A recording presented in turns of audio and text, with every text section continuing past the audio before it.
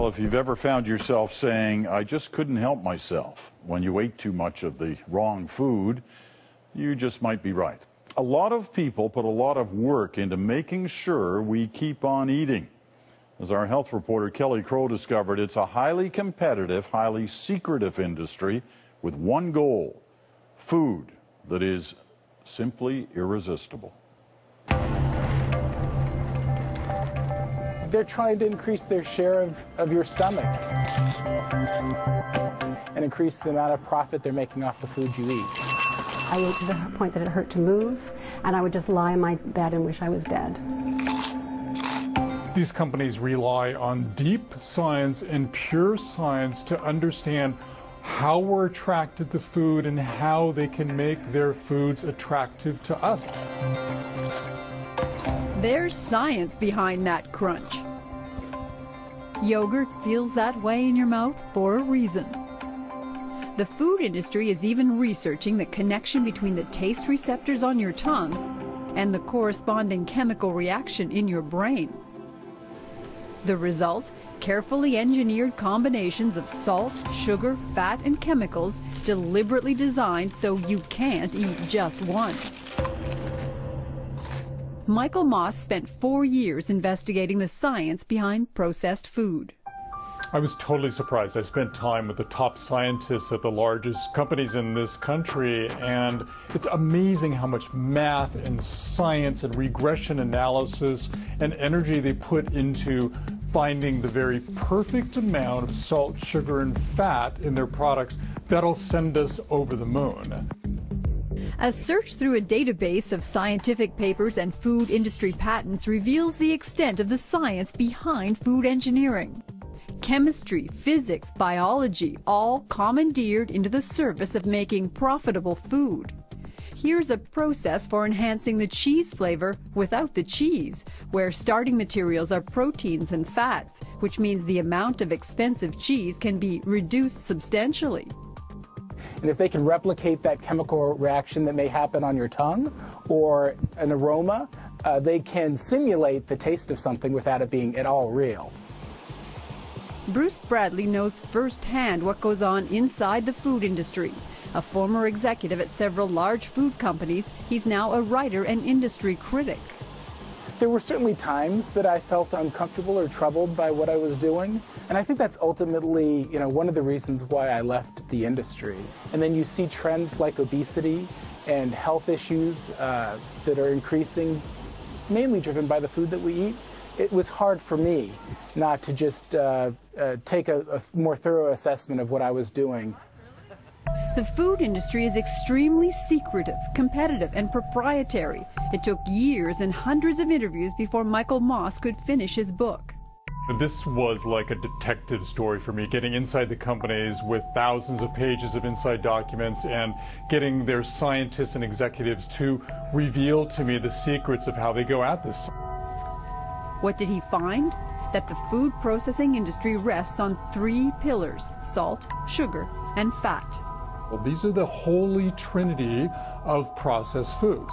And again, when they hit the perfect amounts, they call it the bliss point for sugar, the mouthfeel for fat, the flavor burst for salt. They know that their products will be irresistible.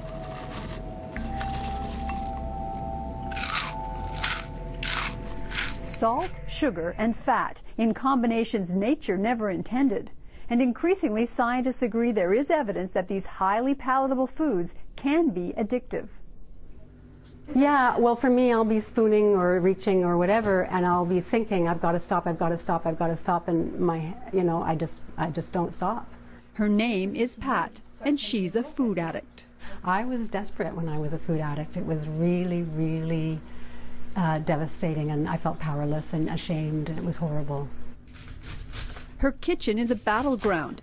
Every meal a challenge to remember that for her, even a taste of sugar can set her back. Seeing food will trigger it. Advertising for food will trigger it. These foods are so addictive, so appealing. Every cookie is crammed with joy. There are many food addicts who say that even long after the food stopped causing us joy, long after it started causing us misery, we still couldn't stop. How about one of those chips? Just one. So it becomes hardwired, and it's very hard to overcome. Bet you can't eat just one.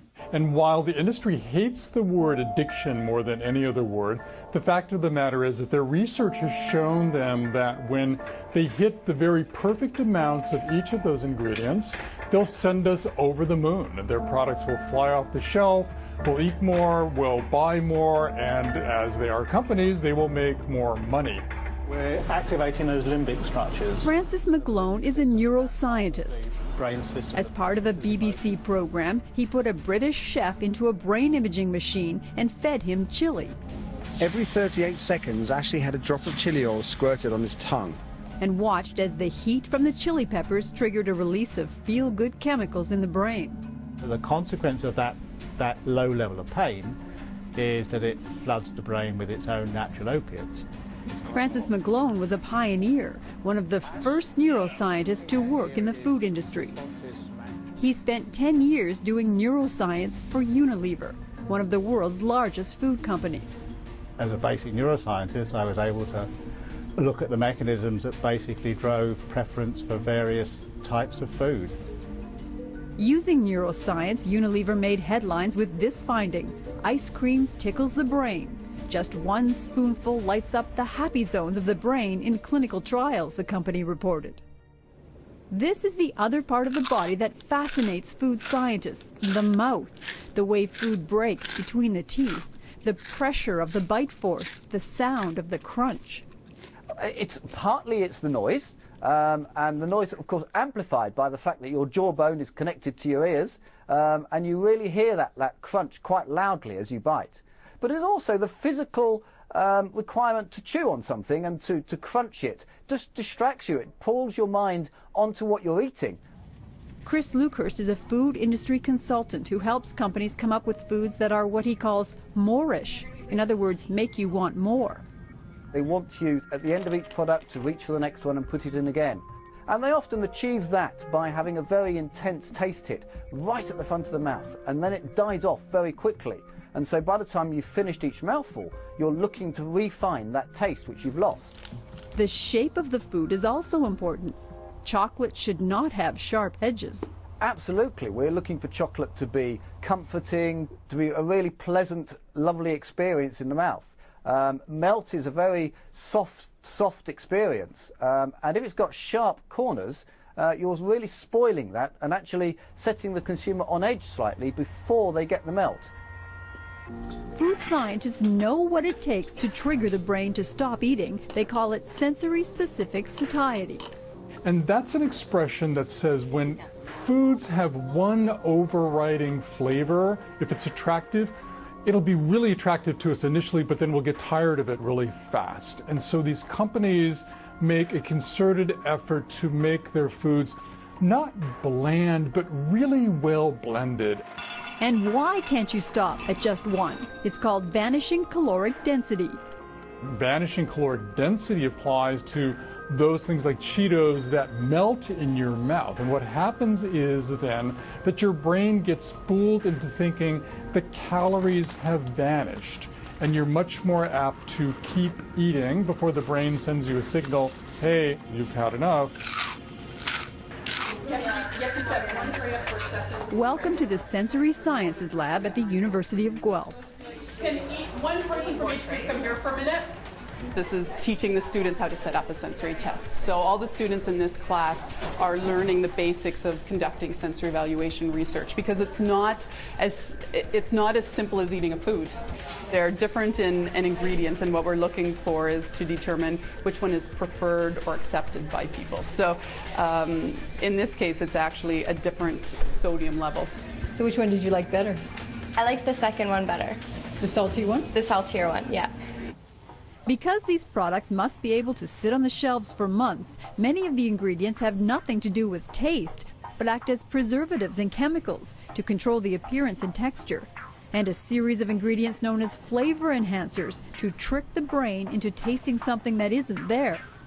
There's tremendous amounts of money spent behind creating tastes and smells that feel real, but in reality are completely artificial.